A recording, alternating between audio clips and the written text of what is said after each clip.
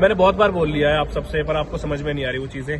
मैंने नाम भी नहीं लिया, मैंने बहुत बार बोल लिया, बट आप सोच रहे हो कि पागल हूं मैं आपको सीधी सी चीज समझा देता हूँ, सीधा बता देता हूँ क्या सीन है क्या नहीं है। हेलो गाइस, जैसे कि मैं आप लोग को अपडेट देता ही रहता हूँ कि अज्जू 008 के वाइफ एंड कृति मेहरा के बीच में कंट्रोवर्सी चल ही रहा है। बार बार अज्जू 008 की वाइफ ब्लेम करती रहती है कि अज्जू का एंड कृति मेहरा का अफेयर चल रहा है, एंड कृति मेहरा इसको बार बार सफाई देती है कि वो मेरा दोस्त है, एंड अज्जू भी बार बार बोलते रहते हैं। अब दोस्तों फाइनली अज्जू ने यहाँ पे रिप्लाई किया है कृति मेहरा के बारे में कि कृति मेहरा को अकेला छोड़ दो, वो मेरी दोस्त है, वो बचाने आए थे रिलेशन, ना कि खराब करने आए थे। एंड कोई भी दोस्त होते हैं अच्छा ही करने के लिए आते हैं, खराब करने के लिए नहीं आते हैं।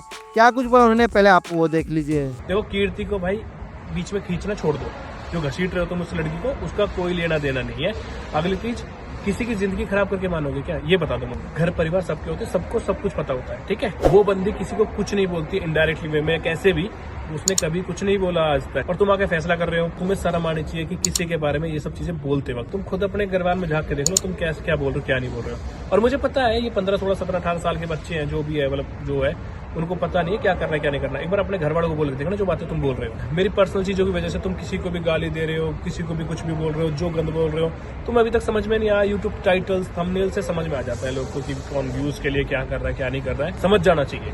और भाई बिना गलतियों के कोई नहीं खेलता, तुम भी नहीं खेलते, ठीक है। और बाकी तुम्हें पागल बनना है तो भाई बनते रहो तुम देख के। और भाई बहन बेटी तुम्हारी भी होंगी, और मैं अपनी जिंदगी में बहुत कुछ देख के बैठा हूँ, और मुझे अच्छे से पता है यार कि किसकी सुननी है किसकी नहीं है। दोस्ती किसी की कुछ खराब नहीं करती, दोस्त तो ठीक करवाने आते हैं, बट उनकी इज्जत तो क्या करो भाई, कि क्या बंदा वो सही आ रहा है, कोई किसी का खराब करने नहीं आता। इंसान कहता रहा हूँ, वो अपनी बुद्धि को कहते, कैसे बोलते हैं उसको, विपरीत बुद्धि कुछ ऐसे बोलते हैं ना, समझ में आ गया ना वो। तो भाई कोई किसी का खराब नहीं करता। अब तुम्हें लगता है कि तुम गलत बक के गाली बक के, अरे भाई तुम्हें कुछ नहीं रहेगा, धरा का धरा रह जाएगा सारी चीजें, और तुम लास्ट में आके रिग्रेट करोगे कि यार ये तो सही में गलत था। तो प्लीज इस चीज का थोड़ा सा समझ जाओ, क्यों किसी का नाम ले रहे हो, क्यों किसी को बदनाम करने पे तुल रहे हो, ठीक है ना। अगर कोई इंसान चुप बैठा है तो वो चाहे मेरी शर्म से लगा लो या फिर मेरे परिवार की शर्म से लगा लो, शर्म से चुप बैठा है, उस चीज को तुम बार बार पोक कर रहे हो, उसको मतलब जाके कमेंट्स कर रहे हो गंदे गंदे, क्या मिल जाएगा तुम्हें।